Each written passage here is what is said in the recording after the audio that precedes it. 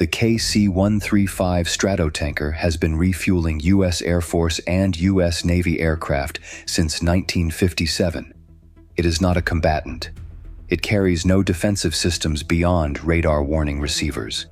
Its maximum speed is approximately 460 knots. It cannot maneuver at high G. It cannot suppress its radar cross-section or reduce its transponder signature. In the context of modern air warfare, the KC-135 is the most consequential unarmed aircraft in the American inventory, because without it, the fighters and strike aircraft that depend on it cannot complete their missions, cannot return to their bases, and in the case of carrier operations over extended ranges, cannot recover to their ships. The KC-135 is not the target because destroying it produces immediate military effect. The KC-135 is the target because destroying it removes military effect from every aircraft that depends on it. This distinction between attacking a weapon and attacking the logistics chain that makes the weapon function is not a new concept in military strategy. It predates aerial warfare. What is new is the missile that makes the attack on a refueling tanker tactically viable from a range at which no conventional response can prevent it. The R-37M has a documented engagement range that begins where the KC-135's options end. At 6:44 a.m. over the Norwegian Sea, USS Gerald R. Ford was operating 380 nautical miles west of the Norwegian coast in support of a NATO cold response exercise.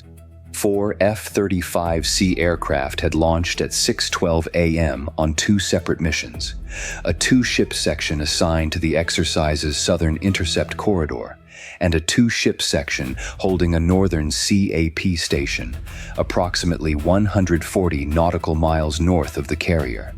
The northern section's mission required them to hold station for 4 hours and 40 minutes, a duration that exceeded the F-35C's unrefueled endurance by approximately 90 minutes.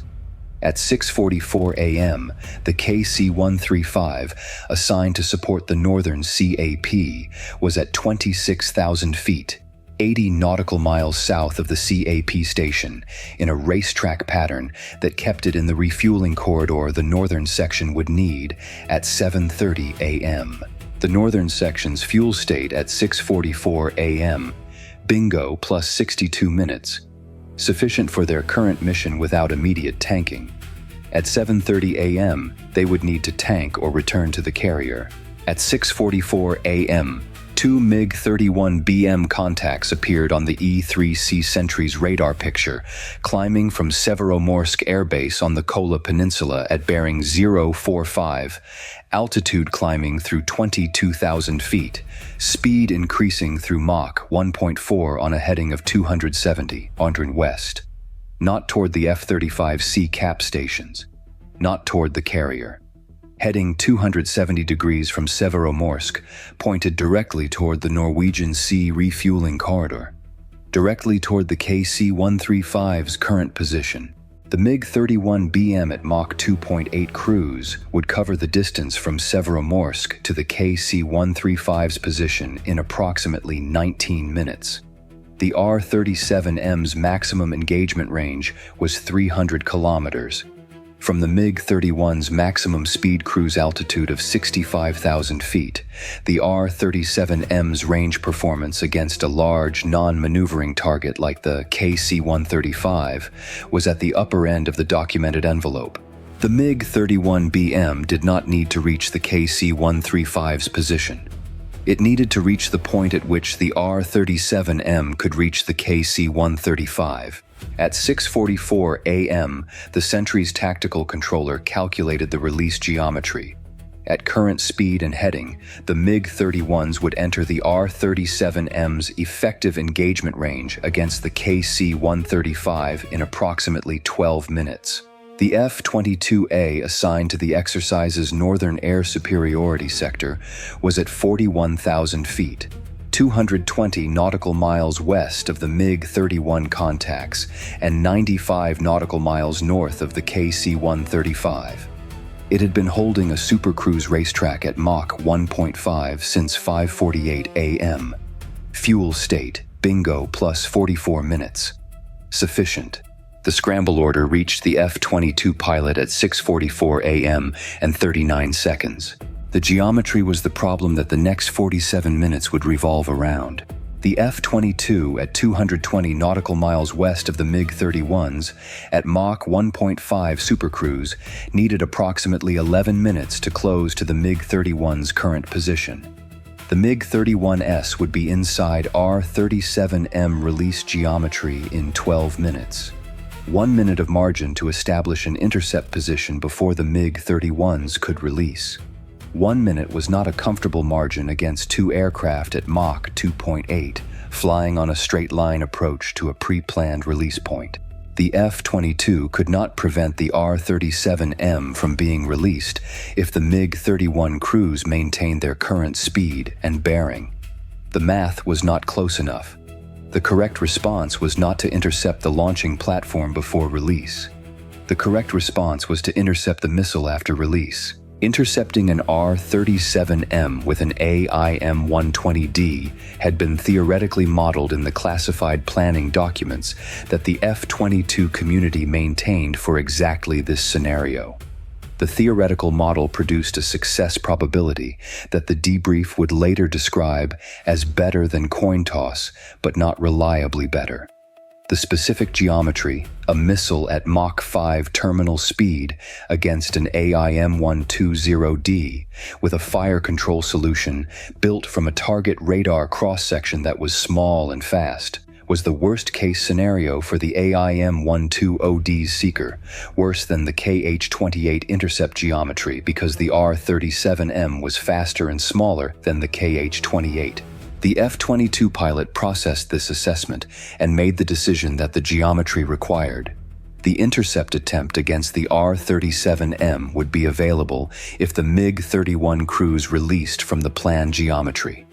The primary objective was to prevent that release. At 6:45 a.m., the F-22 turned to bearing 045 and advanced to Mach 1.62, the upper limit of the Supercruise envelope.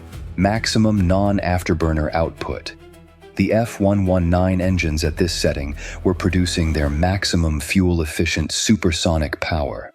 Afterburner would be faster, but would have the effective mission radius and would produce an infrared signature visible to the MiG-31's passive sensors at ranges where the F-22 preferred to be invisible. No afterburner. The approach had to be fast and quiet. At 6:46 a.m., the KC-135 crew received the tactical picture update from the Sentry. The Sentry's transmission was specific. 2 MiG-31BM contacts bearing 045, range 190 nautical miles from KC-135's current position, on approach bearing toward the refueling corridor. Assess R-37M employment geometry in 11 minutes.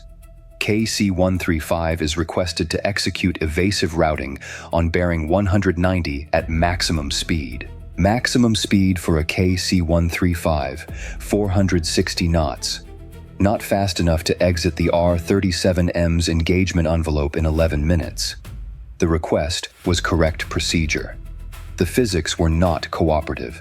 The KC-135 crew acknowledged and turned south. At 460 knots on bearing 190, the KC-135 would reduce its distance from the MiG-31's approaching release point by approximately 8 nautical miles in 11 minutes, a meaningful reduction in the release geometry, but not a decisive one. The R-37M's 300-kilometer range provided margin that even a KC-135 at maximum speed could not escape in the time available. At 6:47 a.m., the second tactical consequence of the MiG-31 approach became clear on the Sentry's display. The northern F-35C cap section's fuel state at 7:30 a.m., the time they needed to begin tanking, would require the KC-135 to be at a specific bearing and distance from the cap station.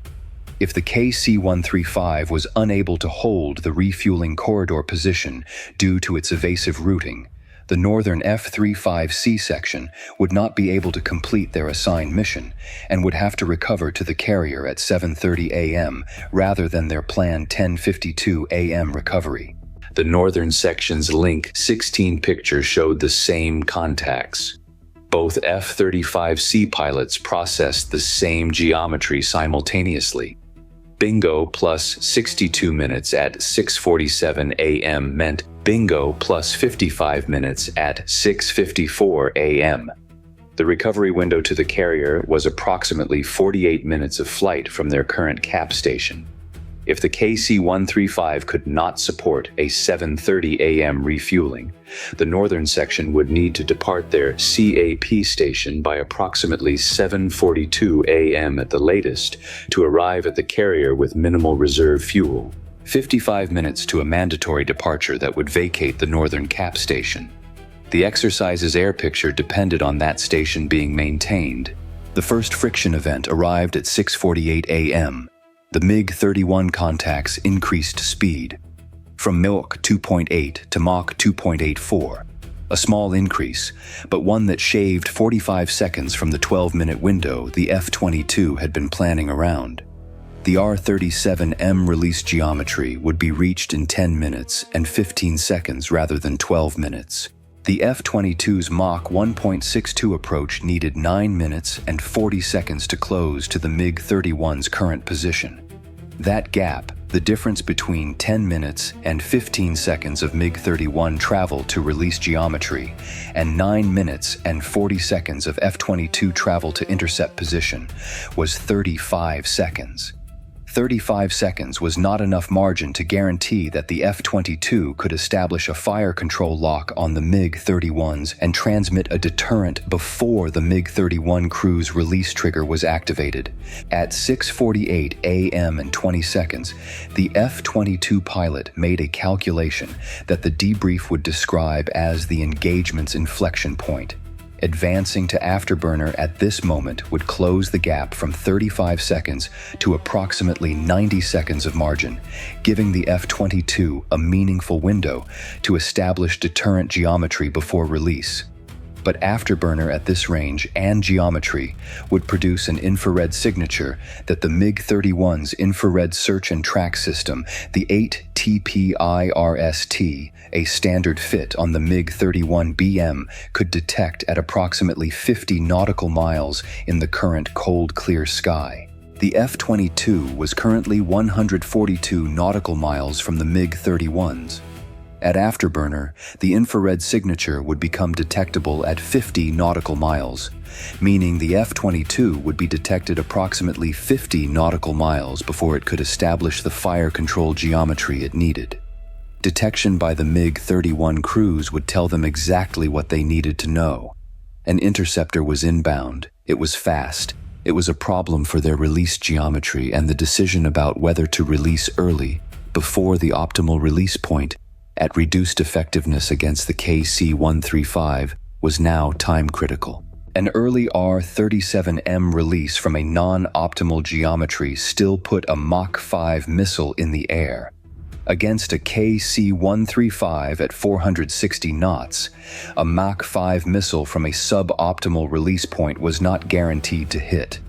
But it was guaranteed to be in the air and heading toward the tanker, and the F-22 would then face the geometry of intercepting both the released missiles and the continuing MiG-31 approach. No Afterburner.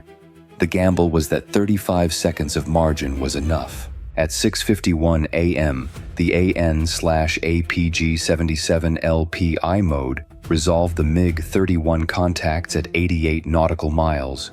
2 contacts at 56,000 feet, not their cruise altitude of 65,000 feet. They had descended. The descent from 65,000 feet to 56,000 feet was consistent with a crew configuring for a pre-release sequence. The R-37M's optimal launch envelope against large non-maneuvering targets was between 50,000 and 60,000 feet, and the descent to 56,000 feet placed the MiG-31 crew in that envelope. They were not just approaching, they were configuring for release. The LPI fire control solution on Contact 1, 41% confidence at 88 nautical miles. The APG-77's LPI mode was building the solution more slowly than the standard mode would have, because the decision to stay in LPI was a decision to accept slower solution development in exchange for remaining undetected. Contact 2, 38% confidence. At 6:52 a.m., the MiG-31 search radar activated. Not the Zaslon-M fire control radar. The passive search system, the 8TK infrared sensor that sat alongside the Zaslon-M. The MiG-31 crew was sweeping their infrared sector ahead of the aircraft, looking for the infrared signatures of anything in the cold Norwegian sky that might represent a responding interceptor. The AN/ALR-94 on the F-22 registered the 8TK's emission characteristics in 0.3 seconds, an infrared search sweep from the correct bearing. The MiG-31 crew was looking. At 82 nautical miles in the current geometry, the F-22's Afterburner off-thermal signature was below the 8TK's detection threshold. The F-22 was not yet findable by the infrared search. Not yet. At 6:53 a.m., the second friction event. The Sentry's link 16 feed dropped for 22 seconds, a standard data link interruption from the exercise network's traffic management. Not a hostile jamming event, the kind of intermittent connectivity that every exercise produced and that every pilot was briefed to work through with own sensors. 22 seconds during which the F-22's tactical picture was own sensors only.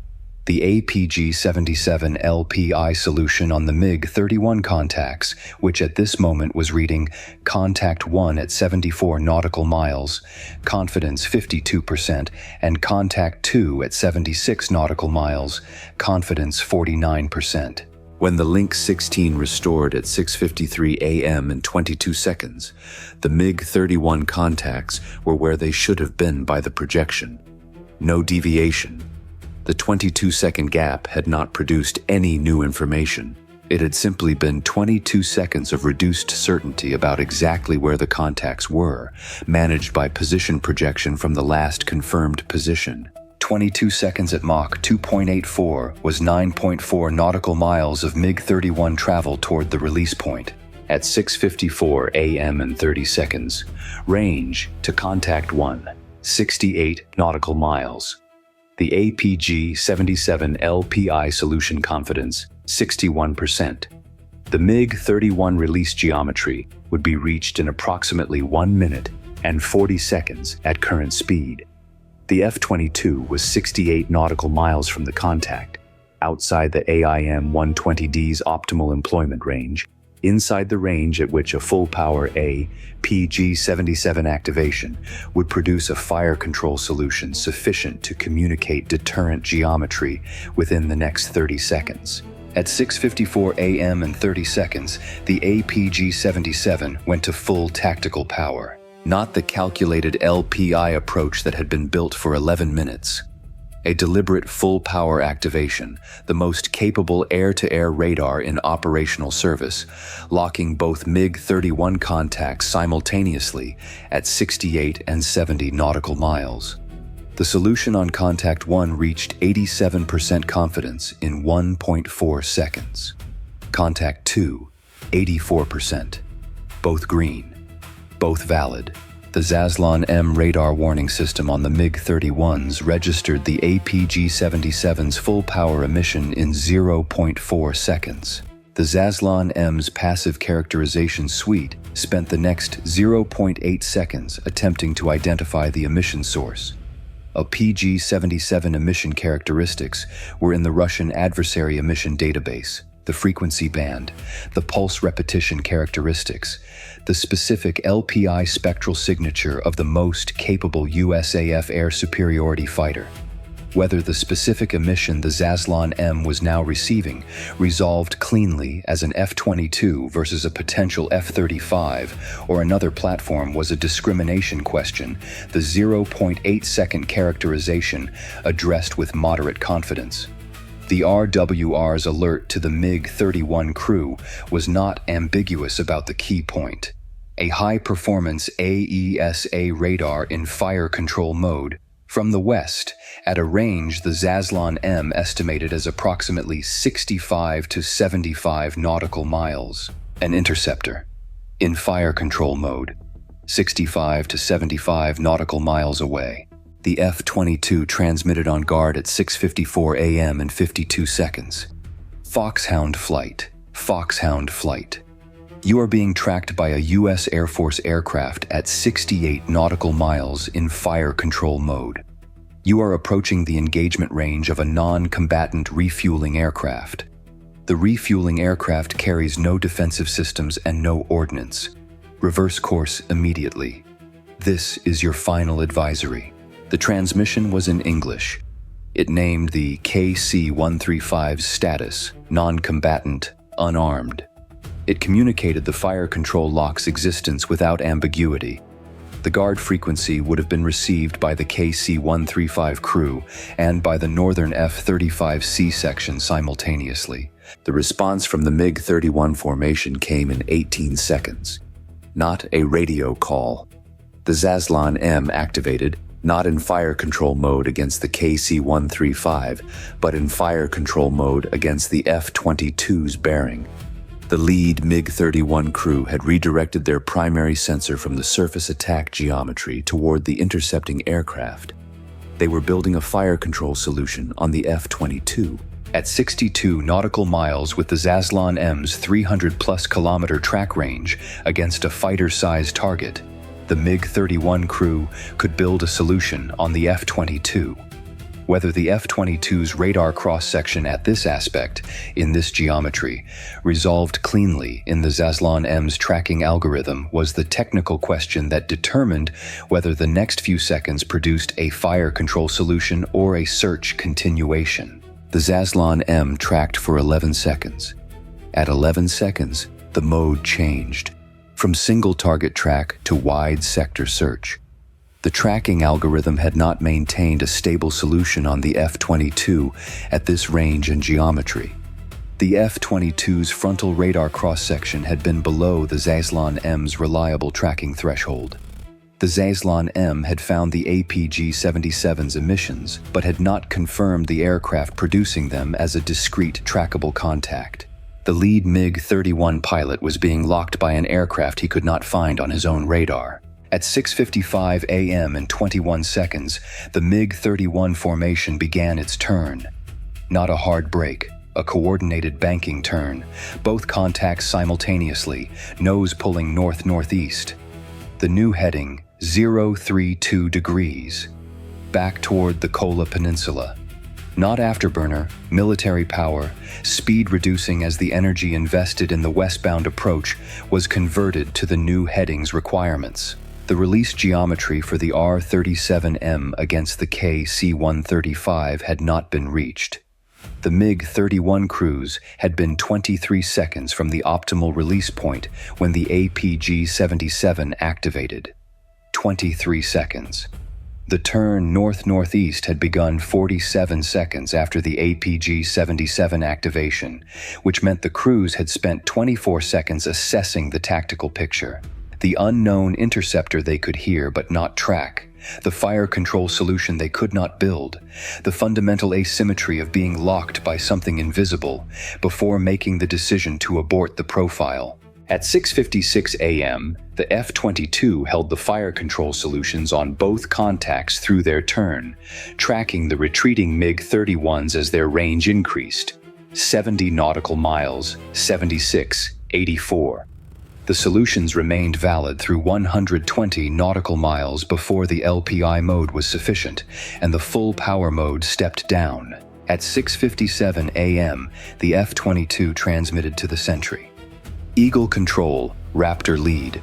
Both Foxhound contacts turning northeast, bearing 034 and 037, range 88 and 91, speed Mach 2.1 and reducing. R-37M not released. KC-135 not engaged. Lock released. Fuel state bingo plus 27. RTB available or can maintain sector on your call. Bingo plus 27. The Supercruise approach had been fuel efficient. 27 minutes above minimum was enough for an extended sector hold or a direct recovery. The sentry requested a 30-minute hold to confirm the MiG-31s were aggressing and not executing a feint before a second approach. The 30-minute hold consumed the fuel to Bingo +8. The F-22 recovered to Bodo Air Base at 7:34 a.m. The KC-135's rerouted track had taken it 56 nautical miles south of the refueling corridor during the evasive routing period. The return to the refueling corridor position required 18 minutes after the MiG-31 situation was confirmed as resolved. The northern F-35C section received their tanking at 7:48 a.m., 18 minutes later than planned, reducing their cap coverage by 18 minutes. 18 minutes of reduced northern coverage was logged as an exercise outcome. The debrief produced 4 findings. The first finding was the APG-77 activation timing. The decision to go full power at 6:54 a.m. and 30 seconds, with 68 nautical miles to contact 1 and 1 minute and 40 seconds to the MiG-31's planned release geometry, had been the result of a specific calculation. At 35 seconds of margin in the LPI approach timeline, the probability of establishing deterrent communication before the release trigger was below operational acceptance. Full power at 68 nautical miles gave the engagement an additional 33 seconds of deterrent window. The debrief confirmed the calculation as correct given the available data. The debrief also noted that the LPI approach could have been maintained for approximately 12 more seconds before the same conclusion was forced, meaning the full power activation had occurred with approximately 12 seconds of LPI approach time remaining. The conservative activation timing reflected a correct pilot judgment about uncertainty margins. The second finding was the Zaslon-M's failure to track the F-22 at 62 nautical miles. The 11-second track attempt and subsequent reversion to wide search confirmed that the F-22's radar cross-section at this geometry and aspect remained below the Zaslon-M's reliable tracking threshold, a conclusion consistent with the F-22's documented stealth performance, but now supported by an additional operational data point that the intelligence community would add to the Zaslon-M performance database. The third finding was the fuel and coverage consequence. 18 minutes of reduced northern cap coverage and a 114 nautical mile deviation in the KC-135's flight track were the operational costs of the approach. No R-37M had been released. No tanker had been engaged. But the approach had already achieved a secondary effect before it was deterred. The KC-135 evasion had disrupted the refueling schedule that 4 F-35C aircraft depended on. A sortie that produces coverage gaps and mission disruption without releasing a single missile is not an unsuccessful mission. It is a calibrated mission, one whose objective includes something other than immediate kinetic effect. The fourth finding was the one the exercise planners had not included in the scenario design. The R-37M's value against a tanker was not primarily its kinetic potential against the tanker itself. It was its potential to remove the tanker from the refueling corridor. A tanker that is executing evasive maneuvers is not a tanker that is supporting its dependent aircraft. The dependent aircraft, 4 F-35Cs, were operationally degraded for 41 minutes by a sortie that was deterred without employment. The R-37M did not need to hit the KC-135 to achieve its effect. It needed to exist and approach. That finding required a revision to how the exercise planners modeled tanker vulnerability. The revision was written into the next exercise design document. 2 MiG-31BMs, 1 KC-135, 1 F-22A, 4 F-35Cs with reduced coverage, 56,000 feet for the MiG-31s, 41,000 for the F-22, 26,000 for the KC-135. 11 minutes from first detection to APG-77 activation. 23 seconds from activation to MiG-31 turn. R-37M released. 0. KC-135 engaged. 0. Northern cap degraded, 41 minutes. Exercise finding. The mission achieved secondary effect without employment. The Norwegian Sea at 7:30 a.m. was clear and cold and silent above the overcast. The KC-135 was back in its refueling corridor. The F-35C northern section was tanking on schedule, 18 minutes late, which the mission report noted, and the exercise evaluators assessed as an acceptable deviation given the circumstances. The F-22 was at Bodo with bingo +3, engines running, the maintenance crew reviewing the APG-77's emission records in the post-flight data dump. The R-37M that had not been released was still on the MiG-31's pylons, somewhere over the Barents Sea heading east. It would be available the next time